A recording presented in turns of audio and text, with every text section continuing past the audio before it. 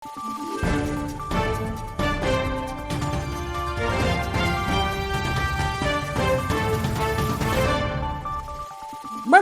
araw, Pilipinas! Ito ang Valiente News hatid sa inyo ng Office of the Vice President.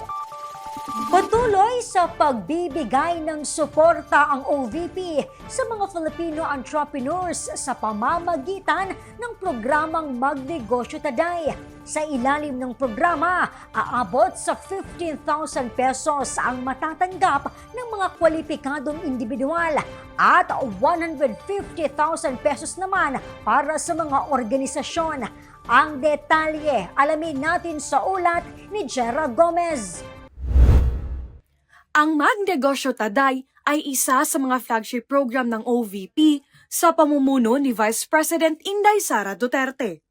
Pangunahing layunin ng programa na tugunan ang kawalan ng trabaho at magbigay suporta sa mga Pilipinong nagnanais na magsimula o mapalago ang kanilang pangkabuhayan o negosyo.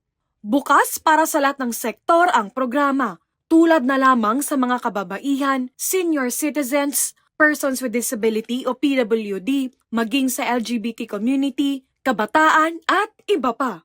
Sa datos mula sa OVP, mahigit 1,000 na mga individual na ang naging benepisyaryo ng programa at nakatanggap ng 15,000 pesos na puhunan. Nasa 30 organisasyon naman ang nakatanggap ng 150,000 pesos.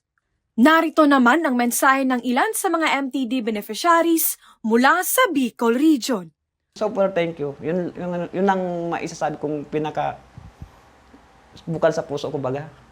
Yun, yung maraming sila matulungan, yun talaga. Kailangan ng mga tao yun. Yung ginagawa niyo po ngayon, ma'am, sana yun ang ituloy niyo. Hindi kami ang ano. Sana yun ang ituloy niyo.